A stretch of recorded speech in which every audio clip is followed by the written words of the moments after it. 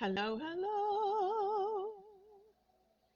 If anybody's out there, I don't know if you are yet or not, but Grymm and I have started doing our live streams from the computer again, which is why my face looks so incredibly white because it's the glare of the monitor up against my. I'm pretty pale. I'm pretty pale to begin with, but the screen monitor doesn't help. So I hope that you guys aren't getting like this glaring light on your end, but I don't even know if anybody's here with me. My goodness, how is one supposed to tell?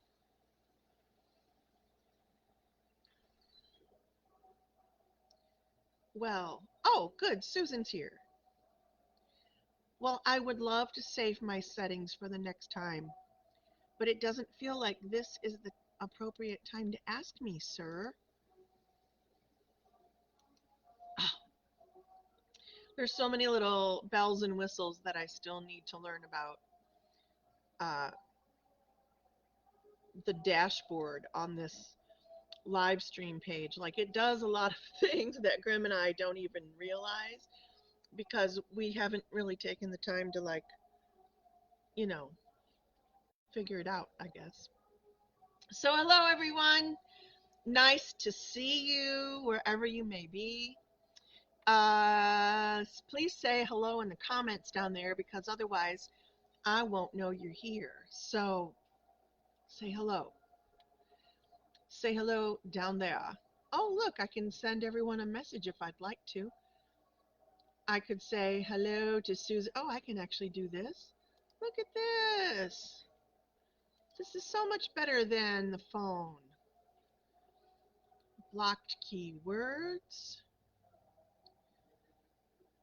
goals, profanity filter. Uh-oh. Profanity filter. My goodness.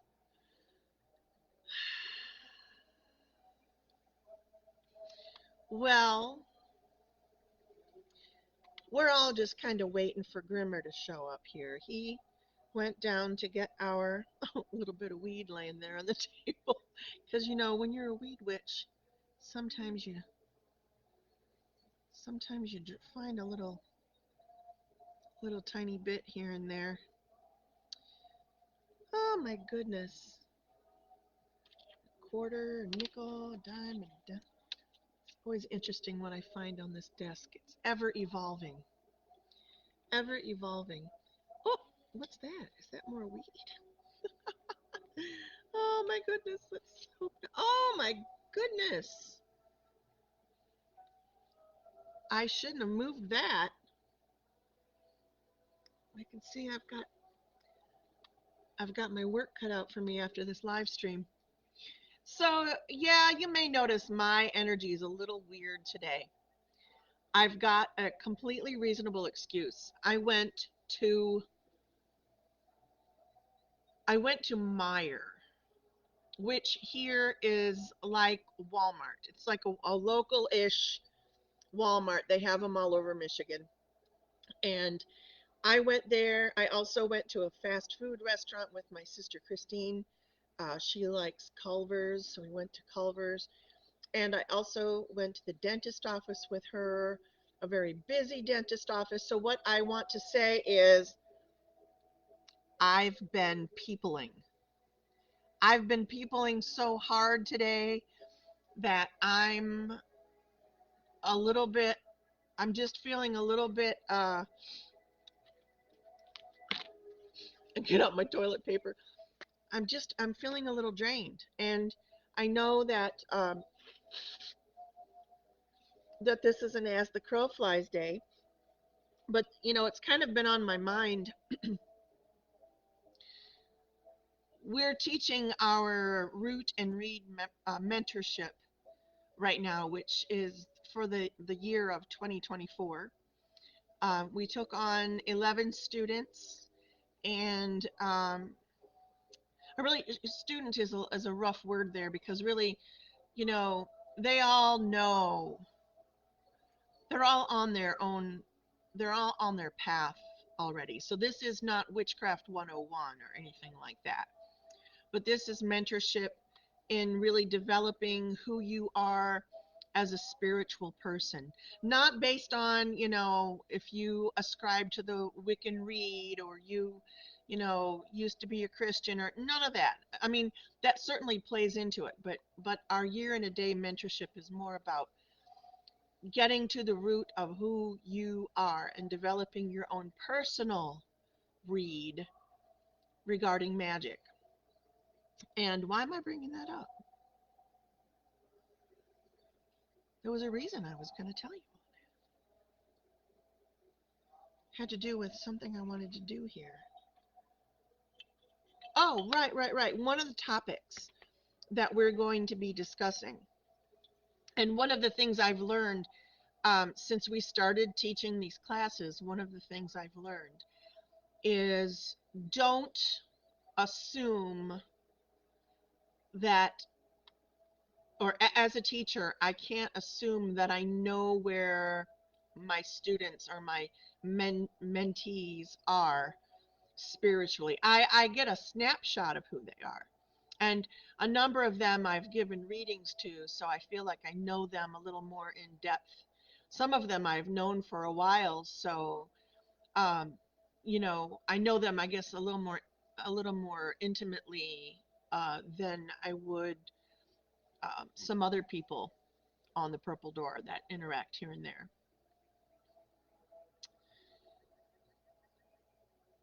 But to really know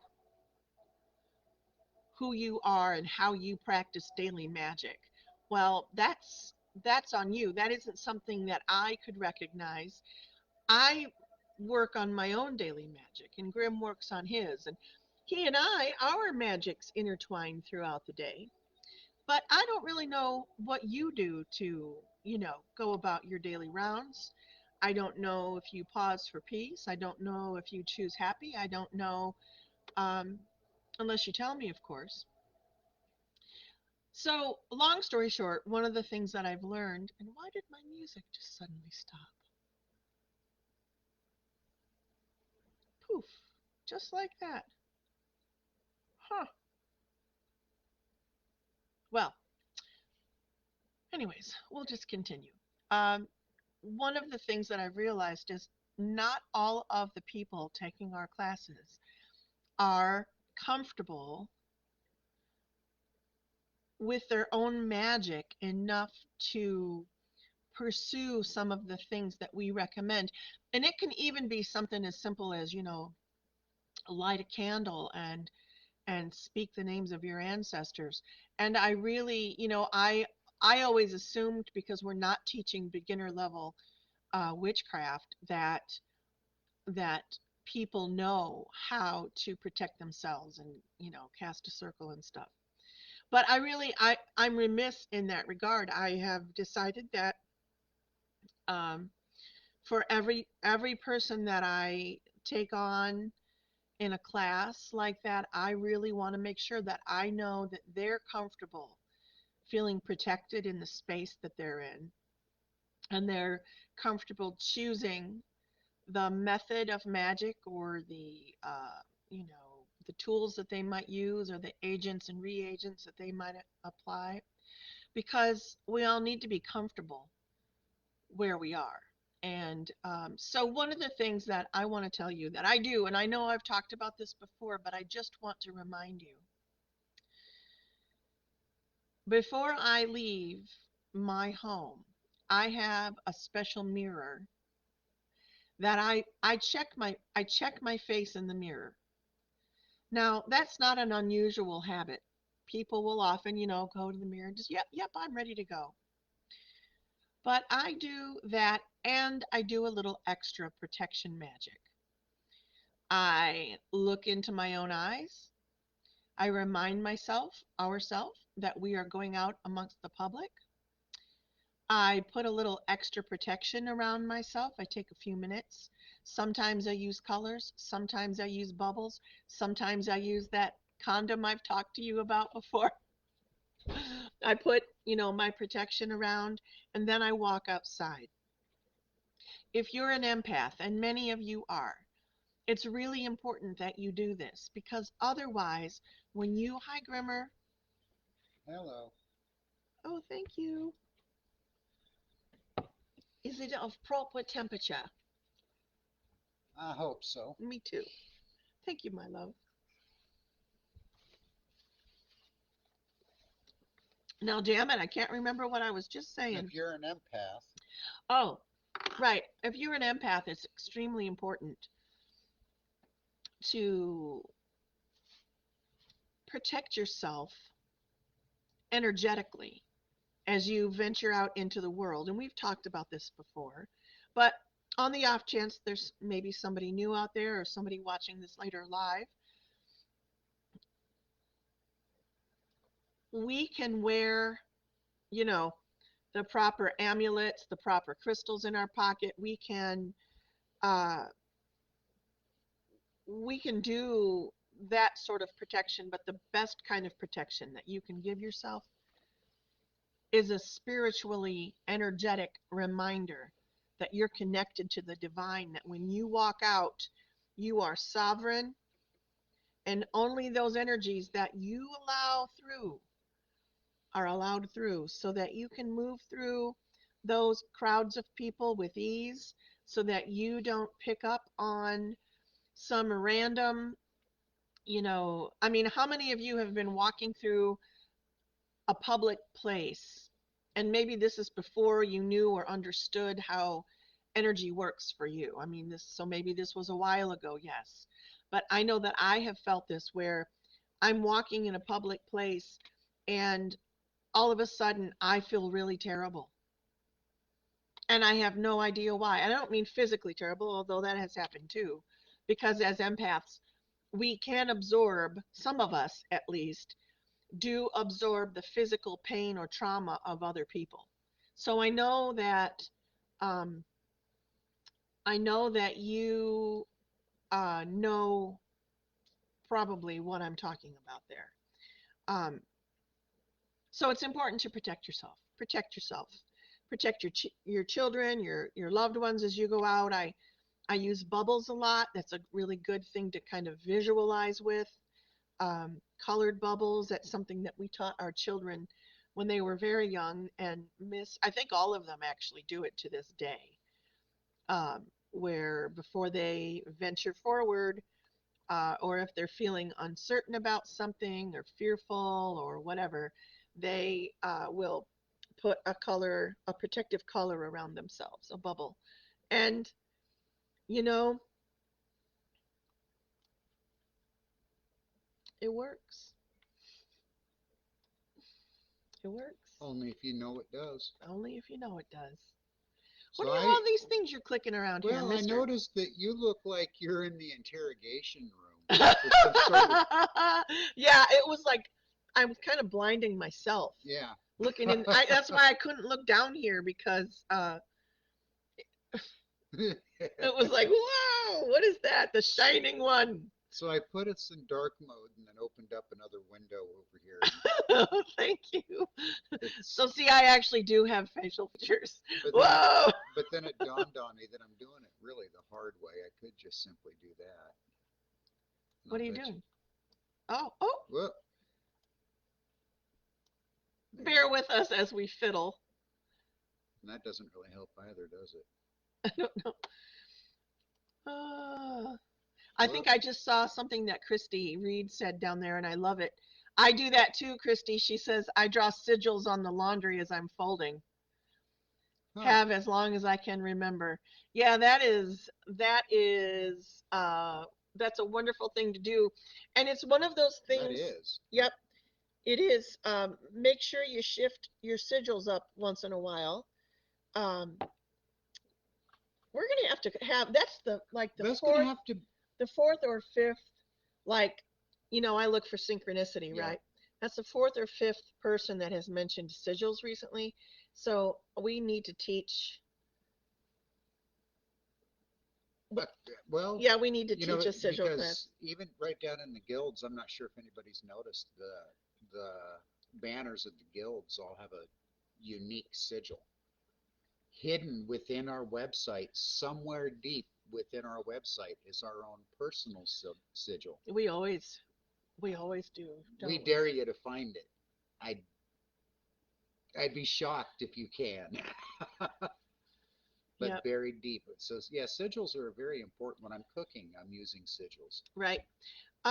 I love that you do it while you're folding the laundry. That I'll is neat. I'll be honest, I don't usually do it when I'm folding the laundry, but what I do is on top of the washing machine, I'll do my protection sigil because really it's a cleansing one too. Um, because those are the clothes that we're wearing, and Mm-hmm. we do want to be protected. I love that. I hadn't thought about doing it while I fold. I know Oh, that's good, something new for my well, OCD. but there's a probably a very valid reason why you've never thought of that while we Because I fold. don't fold that We often. don't fold that often. We really don't. We live out of the dryer. It's been the bane of my existence since I was in high school, I'll be honest. All right, I would love to light our pink lotus candle. I don't know, honey. You're already glowing. Well, we'll see. So I'm just going to light this on behalf of those that gather here with us at 420-ish Tea and Tarot. The pink lotus blossom is extremely important to us. It's something that Oh boy. started popping up in our readings in the tarot cards, and popping out a lot. A And lot. so, It's actually becoming part of our, you know, as a coven, there's certain symbols and symbologies that we incorporate into our life. The rabbit, the hare being one of them, the wolf. the wolf, the raven.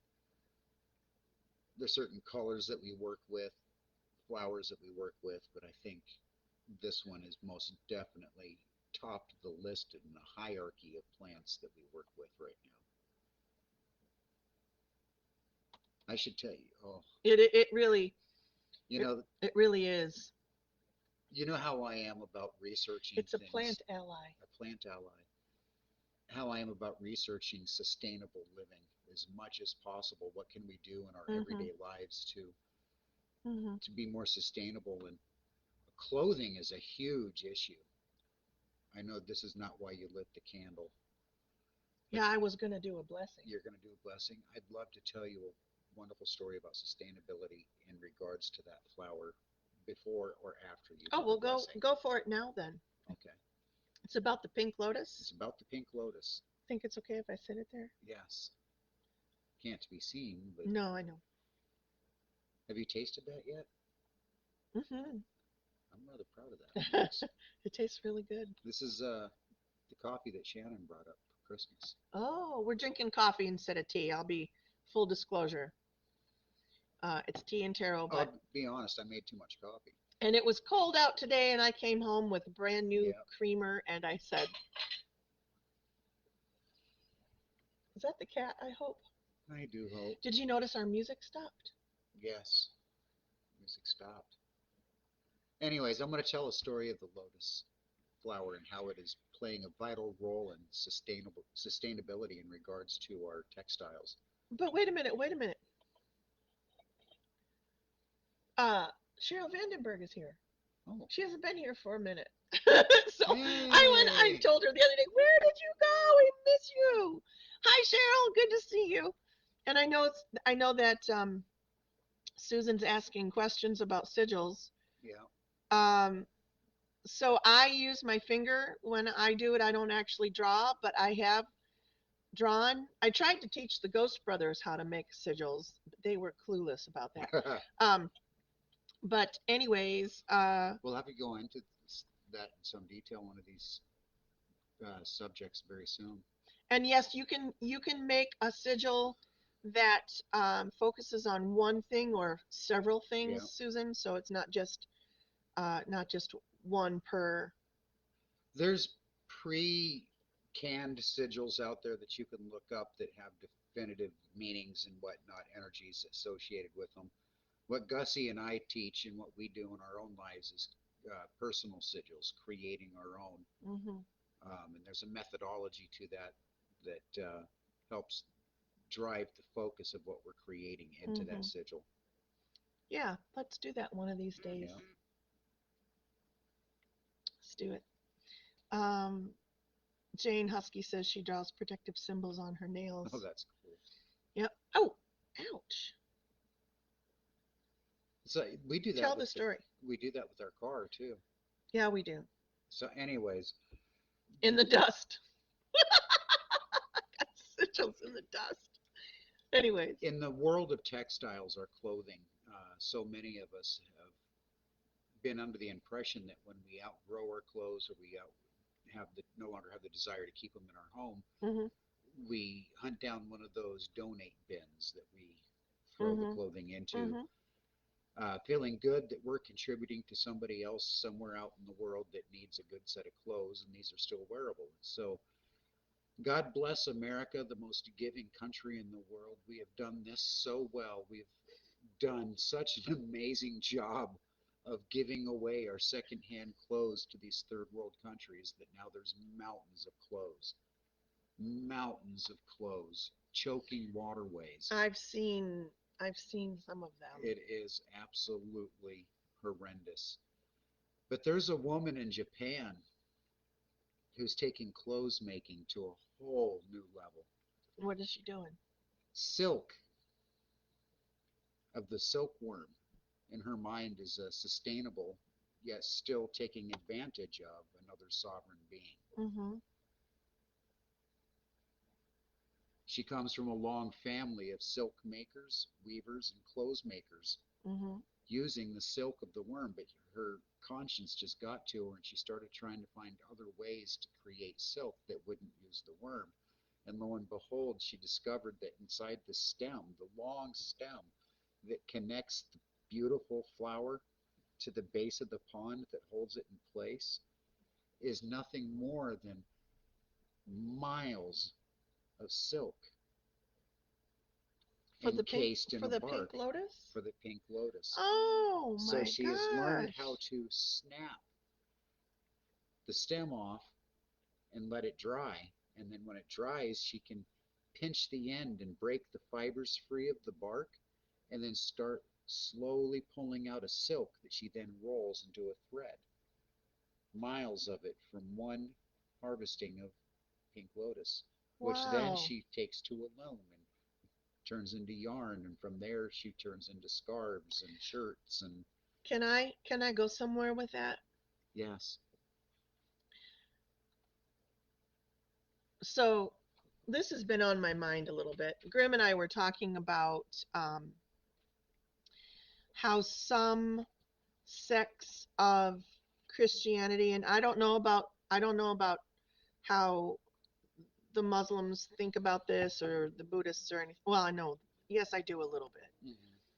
I shouldn't say I don't know it all, but I do know, but not enough that I want to like But jump you're not into it. speaking on Yeah, I'm those. not. But I'm talking about. I know for sure that there are a lot of um, Christian sects that believe that animals have no soul.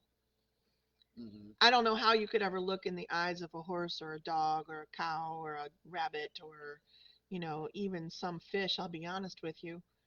Hell, I connected with a Chinese water dragon. but but so they look at their animals as much more. They're it's a very utilitarian relationship. Right. They don't have them as pets like we tend to do. And so I've been thinking about a lot also how we always talk about we are all one. We're You, all right. connected. But you're more specifically talking the fringe Christianity groups such as Amish and some other of those of the land that are using animals as Yeah, but implements of their farm. also, I mean, I was raised, I don't know where the Lutheran Church stands on it today, or maybe it Right. was just my mother and father's. It was really not my father's, but my mother's Mm-hmm. viewpoint was that animals didn't have souls. Right. And of course, I didn't ascribe to that myself. I knew But differently. then the dichotomy of that is in our little Christian school books that we had growing up always had the picture of us sitting in the garden surrounded by small baby animals, the sheeps and the Yeah, I lions. know, I know, I know. It's kind of odd, isn't it? But supposedly with that mindset, they're there only in servitude Right. Beasts of to, burden, right. as Kenny King says. So, but here's my thought. You say, we say, well, isn't it great that she's discovered this way to create silk Hmm. that does not require the servitude, the domination of human over silkworm. It doesn't require that, Right. but it does require domination of human over pink lotus. And Hmm. I've been thinking a lot about the plant allies in our life. We don't give them kind of the life credit they deserve. You're right. We think of them Because as expendable. we've still like some sects of Christianity have relegated beasts of burden. We've relegated plants to that. So we eat it, and we trim don't it, think we anything of crop it. it, we cut it. We So I see what you're saying there. I mean, when you think about, when you talk about how grass, and I know it's funny, we're on the brink of a blizzard and another Arctic Hmm. blast, but when you think about grass, I don't mean weed grass, I mean the grass, the green kind that grows outside in the lawn. When you think about that, they say that the cut grass smell is actually a warning, It's a pheromone. a pheromone. That's right. It's a pheromone that the grass puts out in warning to the other grass blades that Something coming. something's coming because they're being cut. So, Yeah. so, The richer the smell, the greater the threat. and so, we often forget uh, that our plant allies are there, that they have their own life Yeah. force. I don't know about you, but I just know quite a few folks. I'm not accusing you of this, but quite a few folks take it for granted. We're told eat your vegetables, and we don't really give a lot of thought to where they come from unless you raise your own, and then it changes your It changes your perspective. perspective, and what it does for me is what I realize is it's more than I'm just killing the plant. I am taking its life force as my own.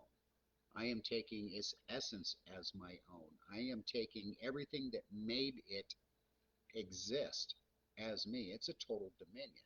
That's what food is. How do you reconcile that? Because I ain't going oxygenarian or whatever you call it, oxygenation. I don't even. And just Shelly, just real quick, from what I understand, she waits until the lotus goes to seed before she takes the stem. So technically, after a plant goes to seed, it's dead anyway, or it's dying anyway. And she doesn't pull it up by the roots, she just takes the stem of the plant after it's gone to seed. So she leaves the root.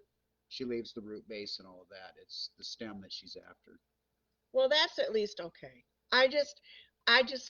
We exploit We do. so We are much. exploitive creatures. But I just, but there's a difference though between exploitive and consumerism. The very nature of survival is to exploit. It is to consume energy, to sustain energy, to create energy. right. There's no ifs, ands, or buts about it. But the way mankind does it is we take a plastic bottle, which is energy, the energy of oil, the Oh, energy of earth, the energy of all the elements locked up into a piece of plastic that takes thousands and oh. thousands and thousands of years to decompose, if given a chance to decompose. Because Plastic decompose, is yes, Plastic's changing the very nature of Earth. it is, and I'm going to go into that here in just a little bit. But plastic only decomposes if it's not buried. Hmm. If it's buried, it stays locked up as that potential energy, now useless and stagnant and void, creating an imbalance. That's why I say, oh my goodness, people think I've been saying this for a decade and a half, and people think Hmm. when I used to talk about it, people would look at me crazy. But I'm serious. I don't have one here because we try not to use as much plastic as we can avoid, we avoid it. But if you can imagine, um, think of the last fast food restaurant you went to, or How many people, the last time you went grocery shopping, have one of those big containers full of water bottles, plastic water bottles? People buy them all the time. I know when I was in the hotel business as the general manager, we provided water bottles to our guests, and half the time they would drink a few sips and then throw them away, or they would leave them laying there, and the hotel staff would have to dispose of them. I started making, and I know it took a little extra time, but I started asking that the housekeeping staff empty all the water. Just put it upside down in the sink and let it drain before you recycle that plastic bottle, because um, the plastic hardly gets recycled like it's supposed to. Mm-hmm. Most of it ends up in a landfill or on one of those barges and buried anyways. But I'm so I've been concerned about all of our fresh water being locked up in bottles of plastic. And how many fast food restaurants do you know serve iced tea or soda every day in those big plastic cups, right? Mm-hmm. And I know that the lids aren't, they're flimsy or whatever. Yeah. But still, that water, people drink a few sips or whatever, they don't finish all the ice. They just throw it in the trash and don't give it a second thought. Yeah. That ice, that's our drinking water, locked up In a in a trash plastic bag. bag somewhere in a landfill, buried.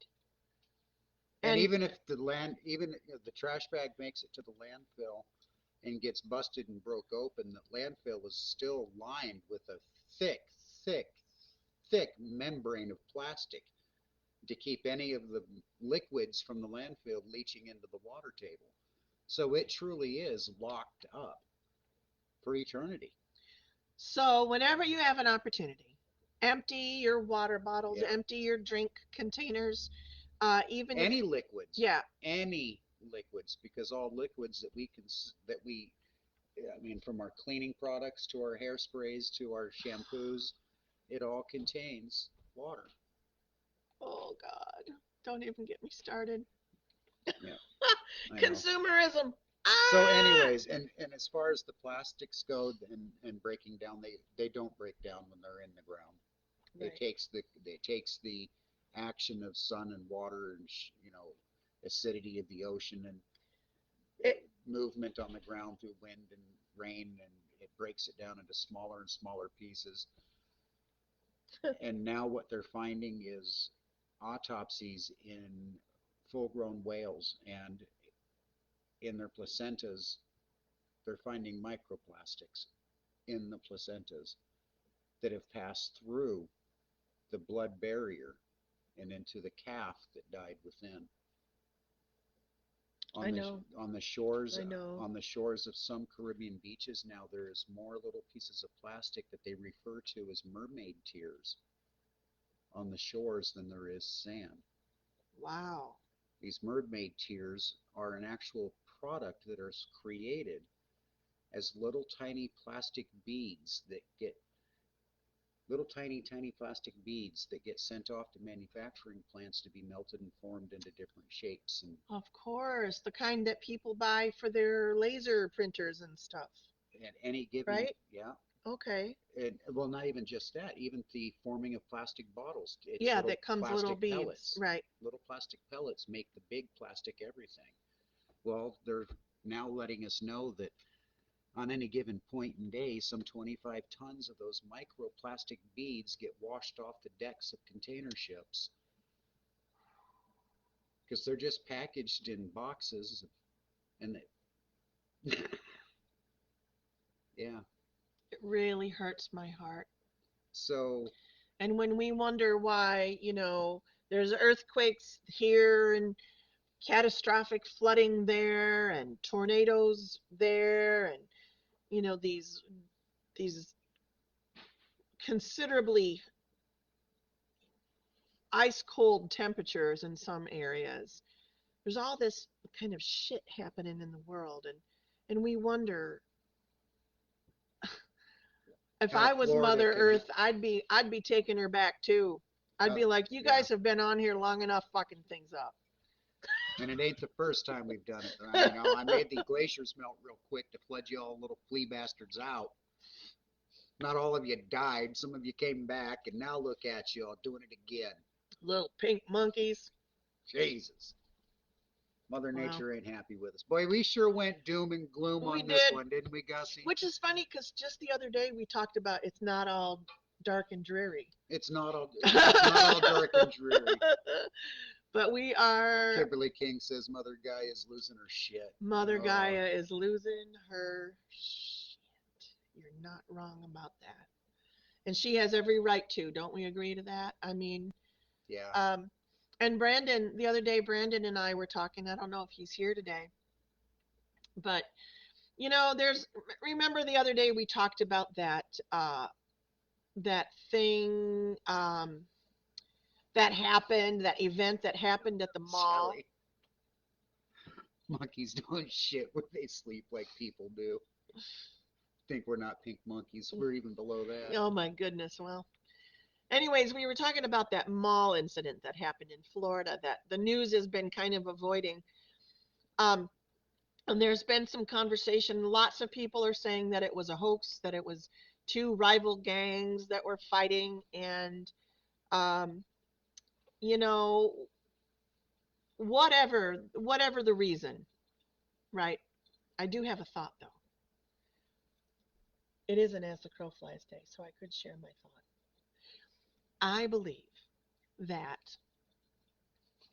at that shopping mall that day, I know that there are people that are adamant that it was these like rival gangs. Okay, now whether that is just a story they're creating that they want us to believe because they don't want us to go full out lose our shit panic because there's 8 to 10 foot tall gray beings that can, break through some veil and walk amongst us in some portal mall somewhere in Florida. Okay, so I get like wanting to keep everybody calm. But here's what I think.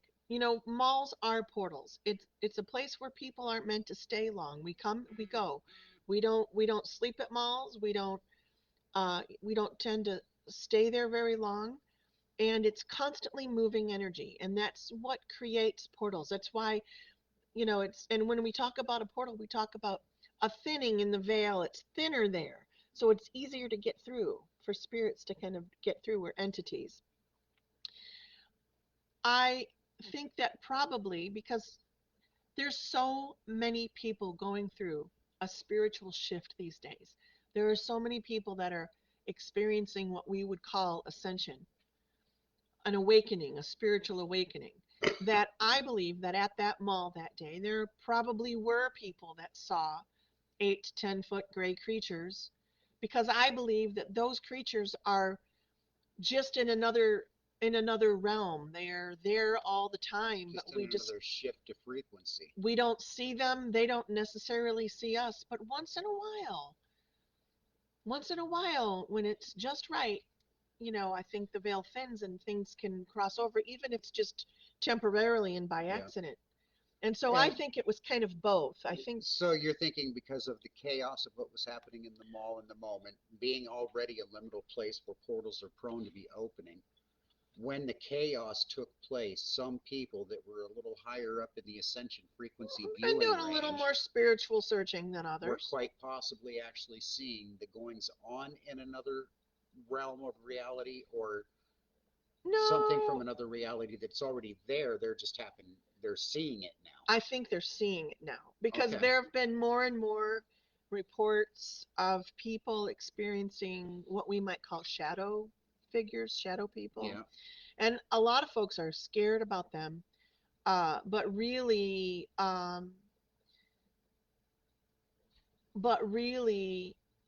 shadow people have been there all along. They've been there all along. We're afraid of them because we don't see them. We think when we look in our space, oh, this is all that's here, what I can see with my eyes. But that's not all that's here. And that's the interesting part. And that's the scary part for most people. There are other dimensions sitting right on top of the one we're in. And once in a while, that veil gets so thin that things get a little wavy and cross over a little bit. And that's what I believe happened. I can't really read what. Yeah, I'll get into that here. I'll read some of. It's just basically people answering and asking questions about what liminal spaces are. Where was that one though? I was reading. You know, I sometimes see online in my spiritual groups that I join. Ooh. Conspiracy theories are saying it's a government. Damn it! It's a government hoax called Blue Wave. I've heard about Blue Wave, but I don't know what it is. So that the government can take total control.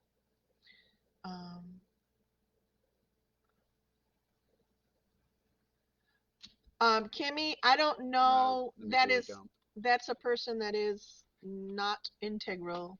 Let me do a dump. No, not Kimmy. I know I gotta. The chosen starseed must leave the page. You are not welcome here, chosen starseed.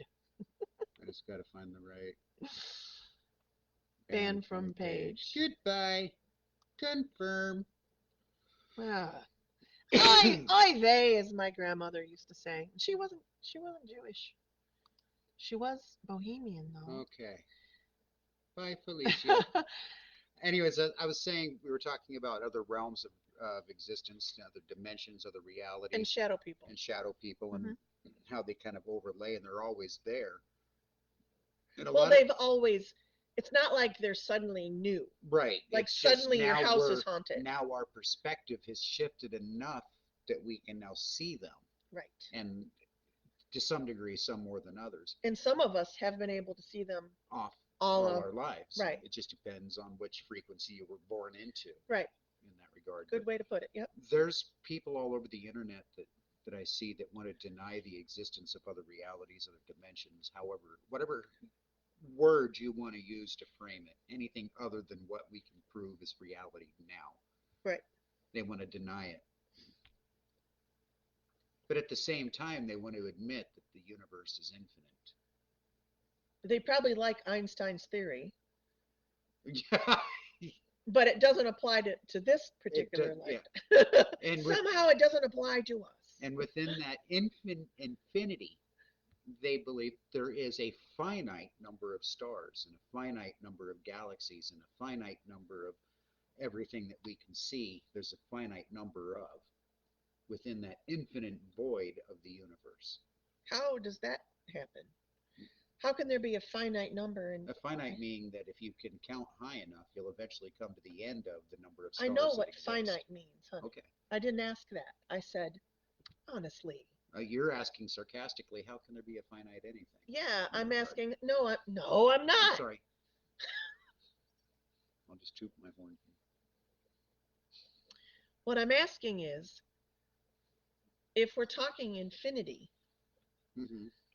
you know, I guess it's hard for me to think about something in infinity having a finite amount.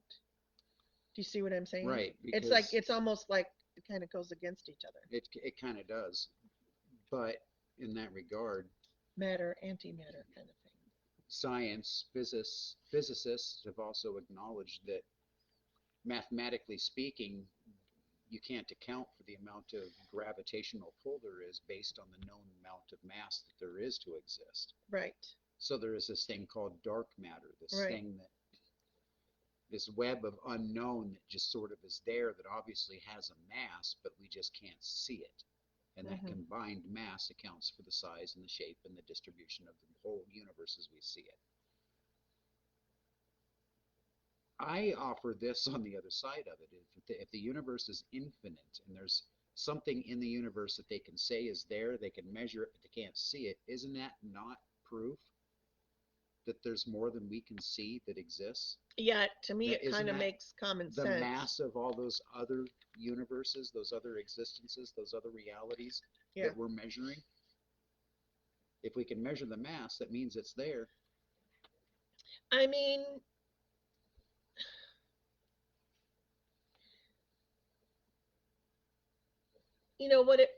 what all this really comes down to, when it really comes down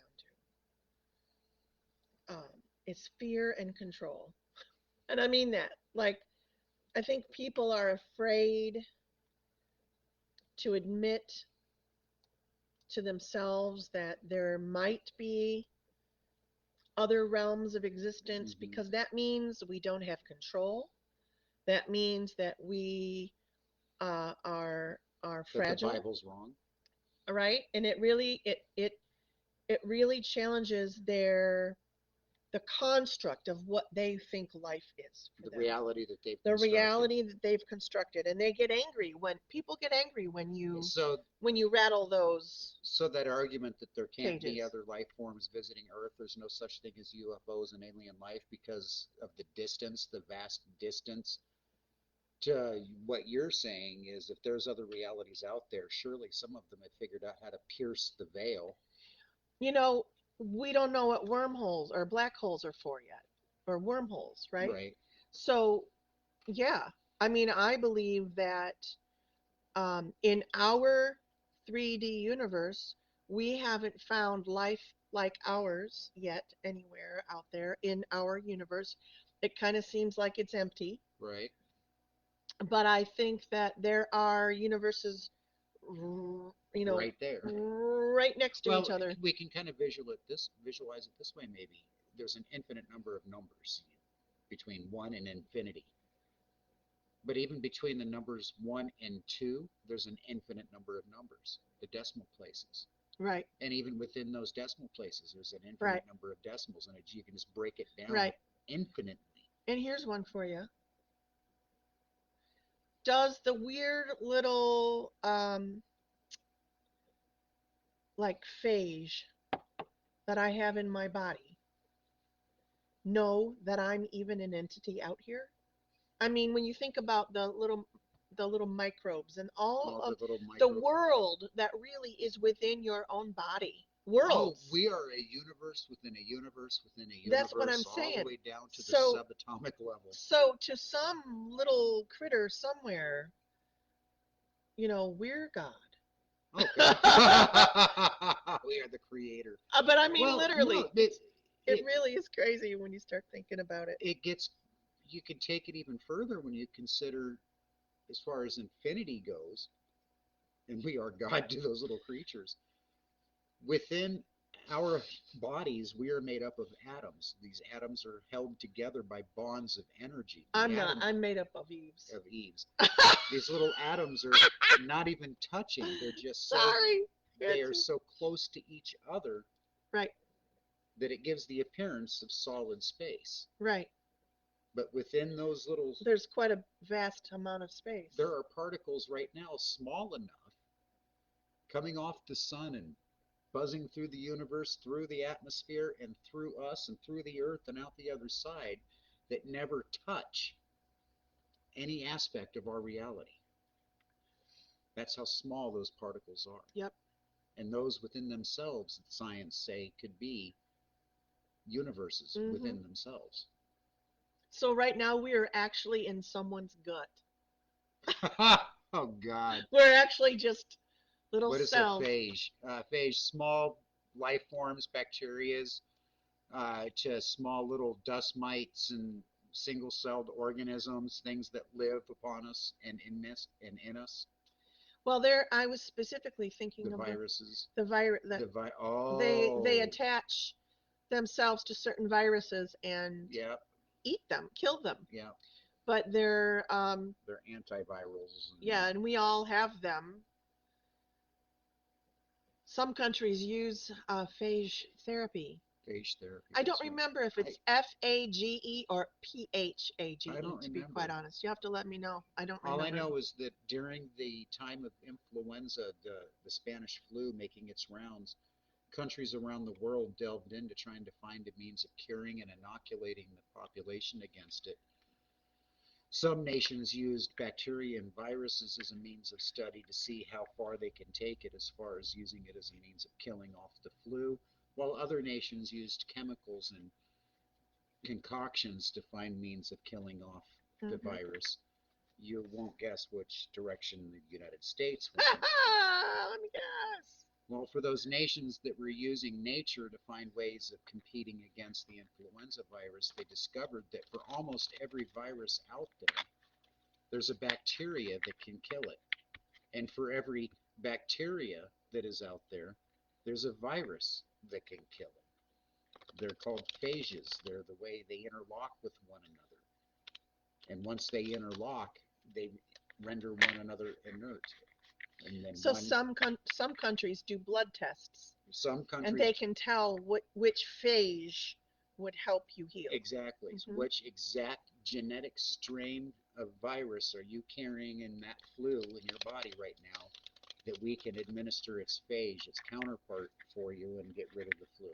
Interesting, huh? Some countries went with that methodology, and now they have what's called phage banks. You can Yep. send in samples of your illness, and they can determine what would be the best biological treatment for said illness.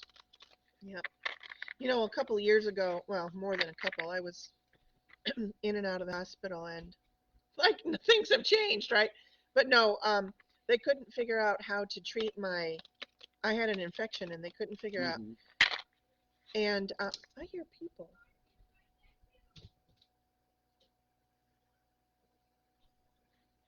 Anyway, um, they finally, after like weeks of trying to figure it out, they finally did a blood test about what antibiotics would actually Mm-hmm. help me.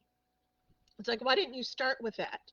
But Yeah, they give the broad spectrum first and then send you home, and then, oh, yeah, that didn't doesn't make work. sense. Yeah.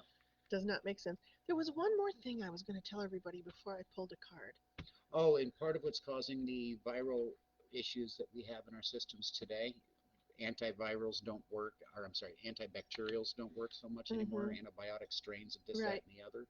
It's because part of that, what's causing that, is the microplastics that are floating around in our systems changing our blood chemistry, forcing a faster evolution within those bacteria that make us Ooh, that's a big thing to consider. sick.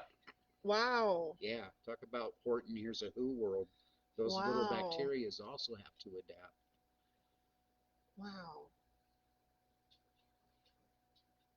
Yeah, they would. Well, everything's going to, I mean, you know, the very structure Hmm. of our cells Yeah. are changing. And so, um, So the gut issues that doctors are starting to say people are having because of microplastics in our diet, now embedding within our guts, it's actually not our gut that's having the issue.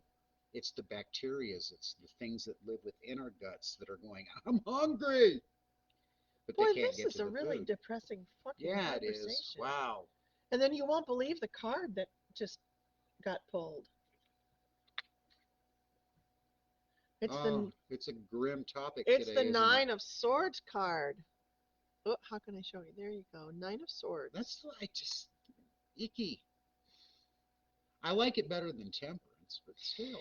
Well, you know, when you see the Swords card, one of the themes that kind of,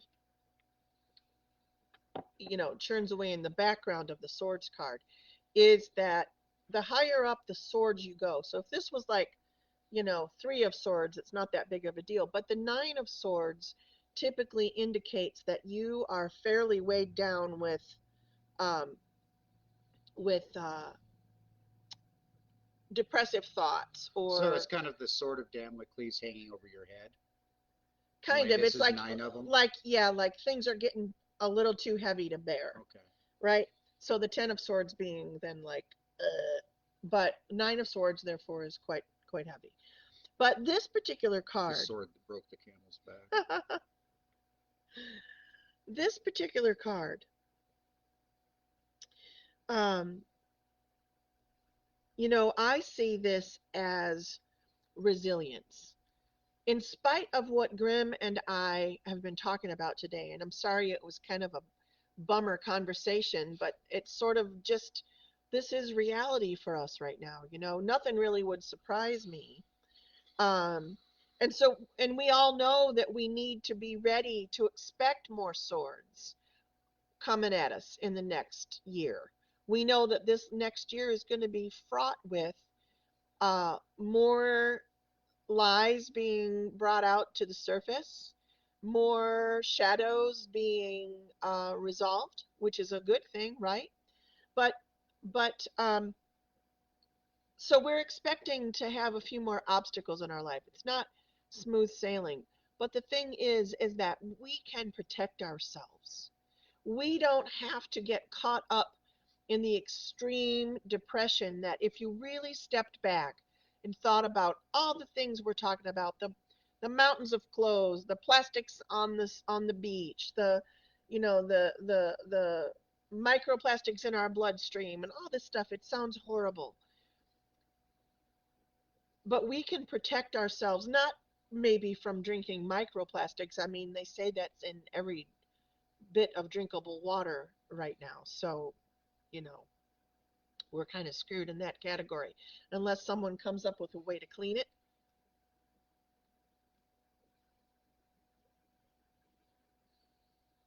But keep shining your light. Keep thinking about that world that you envision, the one where, maybe you have chickens and a little garden that you love tending. Maybe you picture yourself having a tea garden someday, or having, I don't know what your I don't know what your view is of what you dream about, But the but simpler. keep dreaming it. Keep dreaming it. Unless you're thinking I'm going to be a corporate tycoon and take over, then I'm saying don't keep dreaming that. You But know, I'm, can I, may yeah, I? please. I'm gonna put this more in a grim spin on this reading now, based on the subject matter. But you're exactly right. The Nine of Swords, meaning being pressed down by whatever. We're feeling the pressure, we're feeling the weight. And there are so many problems in the world today that we are feeling the pressure of, the weight of. How do we fix the air, the earth, the water? How do we remedy all of these issues that are coming down the pike that we thought, Gussie and I thought, and I'm sure many of you thought would be the problem of our great grandchildren, maybe our great great grandchildren if we're lucky, but no, it's becoming our problem now. How do we deal with all of these swords that are coming at us?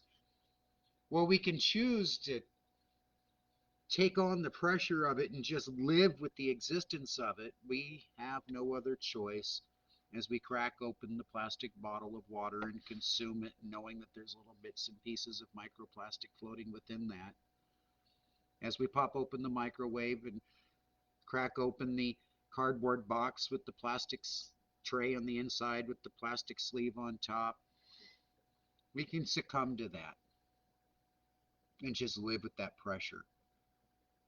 Or we can become a warrior, a fighter for any one of those injustices and say, we're taking on, insert cause here. So that's relieving the pressure of one of those swords while the rest of them are still crushing down upon you. And you hope that there's others that are taking on, insert cause here, relieving some of the pressure on you. But the dichotomy is the paradigm that we're living in is we're all fighting over which sword we need to be pulling away and throwing off of us. We're each fighting over which cause is the most important, which minority is the most oppressed, which piece of the environment is the most damaged, which political party is the most fucked.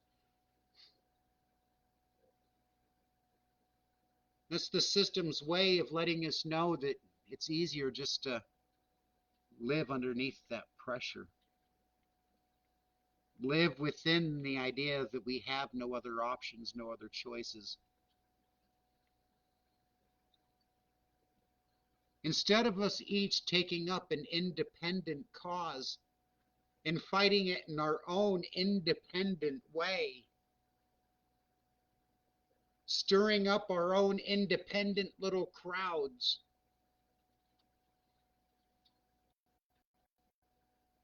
let's throw off what's causing the pressures.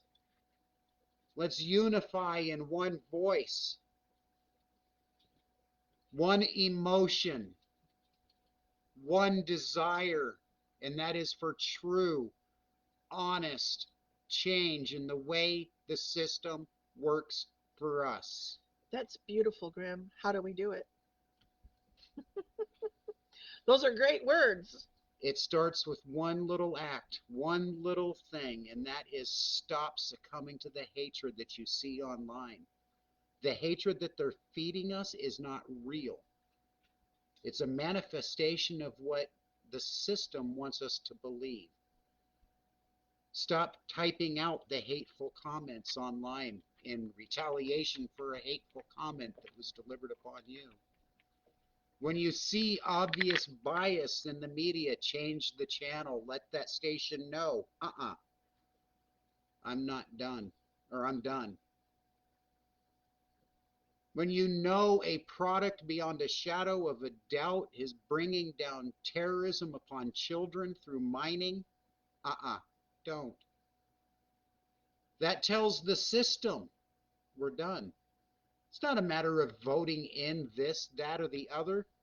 Politicians are going to be the same across the board. They're going to say, yes, we'll make the changes for you. Back deal, making bucks, not making no changes for you. There's only one God the politicians bow down to. There's only one God the media bows down to. There's only one God corporate America bows down to, and that's money. Every time we feed the machine a dollar bill, we're telling the machine we're okay with the product that it's giving us. And let me tell you how easy it is. How easy it is for us to do this. One of the companies that Grymm has spoken out against them already, um, Nestle. Nestle is a company that is out for its own pockets. It really doesn't give a hoot about the environment. It doesn't give back what it takes from the environment. And so part of me, says no Nestle products, right? But in a pinch a couple of weeks ago, we needed hot cocoa. And you can damn well bet that there's only like one kind of hot cocoa out there that is really affordable in large quantity. And so there I am. I think the problem with America and our situation that we have with consumerism Mm-hmm. is that we've grown so used to, I want hot cocoa, here it is in this little packet. Yeah. Boom, boom, boom. And we somehow numb out. In that moment, we're like, well, it's just one box of Nestle's cocoa. What's the big deal? But overall, when all of us do that, Mm-hmm. one box of Nestle's cocoa turns into a huge profit for them. And it's not just a matter of the convenience of tearing open a package of cocoa and pouring it into a cup. It disconnects us from so much more than just I can't even explain it. You're losing out on the magic, the connectivity that you have with your food when it's instant. Yeah, well, that is true. That is true, but I think that America has a hard time. We're having a hard time letting go of those things We that, are. Oh, it's like, we say, oh, we shouldn't, we're really worried about microplastics, yet every time I go to the store, I see, you know, pallet, or I don't know, what are those little things called? There's like 24 bottles of water in oh a case of caseload, right? water. Thank you. I see caseload after caseload after caseload of people with water in their carts. We're still out there. People are still buying water worldwide. Mm-hmm. And all that is plastic bottles. That's all plastic bottles. And it's not. And oh God, we're taking this dark here. For every bottle in that case that you see that is filled with water, it took the equivalent of three more bottles of water to create. So you're not buying a case of water, you're buying three cases. Wow. That is, those are the things that just blow my mind. Hmm. Now, do we need plastic bottles in our life? Yes, we do. As an emergency thing, have plastic bottles of water laying around for emergencies, that kind of thing. So that's how we make those changes. That's we reevaluate our relationship with our own consumerism. What do we want to consume? Sustainability or self-destruction? Because if you deny the self-destruction side of what capitalism is today, you're the problem. I'm sorry. I have to tell you, Shelley wrote something over here, and I got to tell you how, because I have my glasses off, right? My glasses are off, so I can't really see Mm-hmm. the words extremely clearly. But I read this, and I was at first I was like, "Oh, Shelley," because like you'll see the difference. Shelley, I love you. Please don't get mad at me for pointing this out. It's cute. It was a cute little moment though. If you know Shelley, where to go? Where to go? It's a lot of People are capitalism. talking, so it keeps bouncing around. Oh, here's what Shelley wrote. It's a lot of heavy information. I'm going to read what I thought she Okay. wrote. Where to go now? It's a lot of heavy information today. A lot of information today, stuff to think about. But knowing is half the battle. You can't light what you don't know about. You can't light what you And I know was like, oh, about. she's right because we're bringing the shadows into the light. So we're and then Oh. I was like, oh, Shelley, that's so prophetic. And then oh, she said fight. Of course, Shelley said fight. Can't fight it. She's a Yeah. good guardian. She's a good guardian spirit, that one, I'm telling you. You But know, here I am. Can't light it. it's not often it's not Oh, often that our 420s take a grim turn. Typically, we try and keep them as emotionally neutral, if not uplifting, as we possibly can do we? in our conversations. We don't usually get into the talks about the environment or politics or the media and those things right now that are weighing us down, as that Nine of Swords indicates. Right. Well, But the thing is about the Nine of Swords in our situation is we may be feeling these pressures and these oppressions down against us, but but we still got we still got this. we still got this. We still have community. We still have withstanding. We still have withstanding. We still have each other to lean on in support of, knowing that there's not a lot of options out there. There's not a lot of options when we go to the grocery store, when we go to Walmart, when we order off of Amazon. We do those because there isn't a lot of options. We Right. don't live like our ancestors did. We're not farmers. No. But And as food costs are and outrageous. food costs are outrageous, and the things that they're doing to force rural America to move into the cities and I can go on and on and on about all of these things. There's one major positive that's happening throughout all of this, and that is the vibrational shift that all of humanity is starting to experience. Not just humanity, it's the world. The world. We are, as a global community of Fae, of human, of the rocks, of the minerals, of the trees, of the plants, of the birds, of the elephant, all of it. We're starting to feel the repercussions of what 150 years of the Industrial Revolution has done to humanity, done to Mother Gaia, Done to us? done to us. We have fundamentally changed the genetic structure of humanity through the current paradigm that we were born into, that we were told we needed to take part in.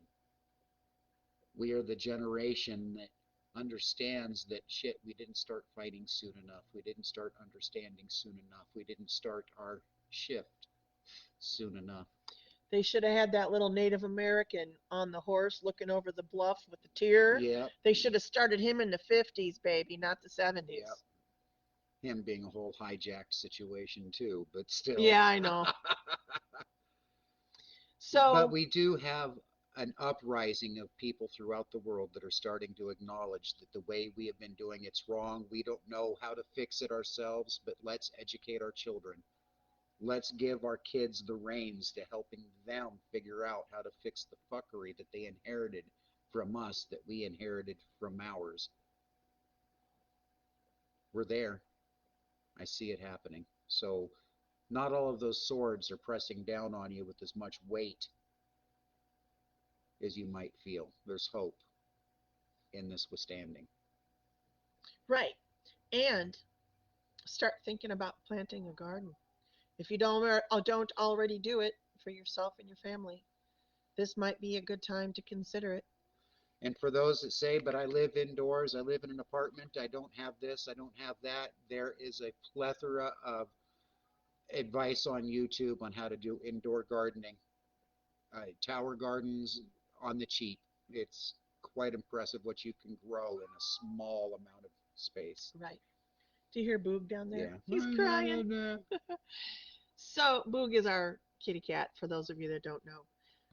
All right, so I think that we're gonna wind it up. I just want to Good night, Gracie. remind everyone that tonight at 9 p.m. is our pause for peacetime. It is something that Grymm and I and Susan and quite a few other Purple Door community members and guild leaders do. We just take a few minutes to pause, ground ourselves, take some healing breaths, in with, the healing energy, out with stuff you don't need, and do this for yourself every night. You'll be surprised if you actually do it. I'm not just talking about writing it on there, yes, I paused at 9 o'clock, but actually pausing and breathing for yourself and taking a few minutes to just ground and reset. Whatever energy you're breathing out, breathe out peace and love and harmony.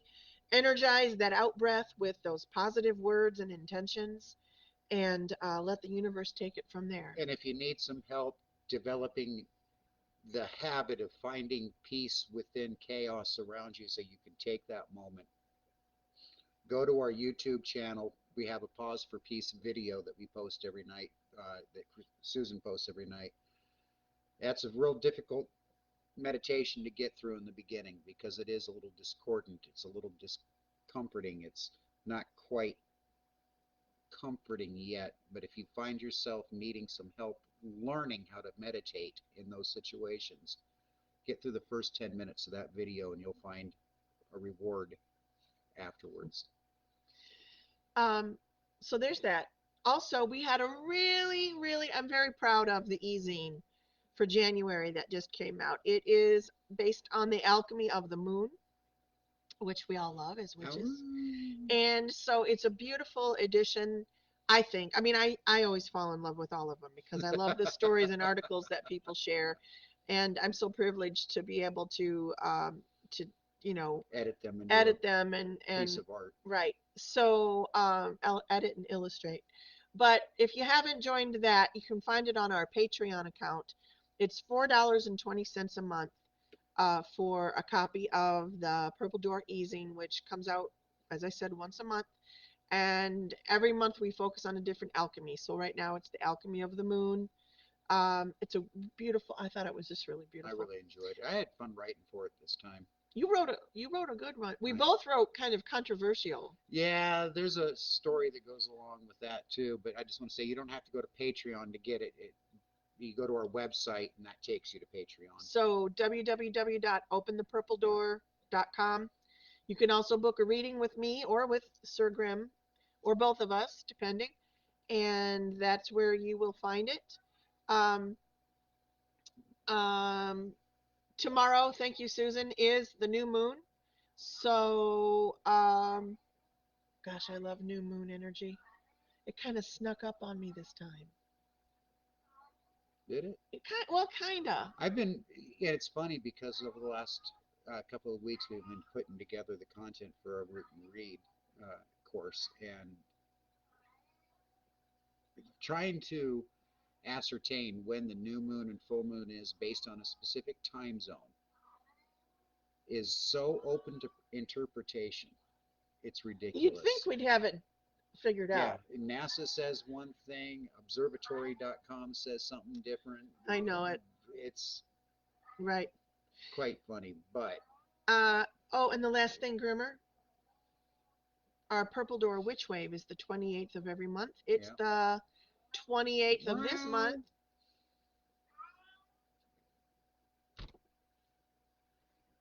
He must be hungry. His No, there's a ghost has been pawing underneath the door. Oh, there's another kitty that lives in another part of the church, and they don't ever really get to interact. They just interact under the door. They know what each other's foot looks like. Yeah. Yep, yep. All right. So, is there anything else we talked about? Witch wave. We talked about easing. We talked about Pause for pause for peace. Yeah. peace. If you're interested in writing for the easing, or you're an artist and want to submit some artwork, that's definitely an area. Hi, John Ross. Today's your birthday. Happy birthday. We're from the USA too. It's the artist thing part I'd like to hit on a little bit heavy because I would rather feature our own artwork from our own community versus what we've been putting through now. Not that I have anything against what you're creating. No, no, no. I mean, but there's, whenever we can use artwork from an actual purple Yeah, door, which we always do. So photography, if you painting. know anyone out there that is interested in submitting some things like that, some of you may know Lois Flendry. She has been a Purple Door Witch for a long time. She every month she submits something new. She's a very prolific creator when it comes to pen and ink and marker and mixed media. But she's about the only artist that consistently provides us artwork. Yeah, So if you know someone she out made the there, cover this month. she did. She made the cover. So let us know. We love Lois, but we'd love to have other artists submitting their artwork Photography, too. Yep. So pictures of sculptor, sculpt that, yeah, this, easy that, for you to that. say, Grim. Whip. Jeez. Good, What'd you put in your coffee? good night, Gracie. All right, everyone. We hope that you have a blessed evening, and we hope that you stay magical. Stay magical. See you on Friday. Hasta la silla.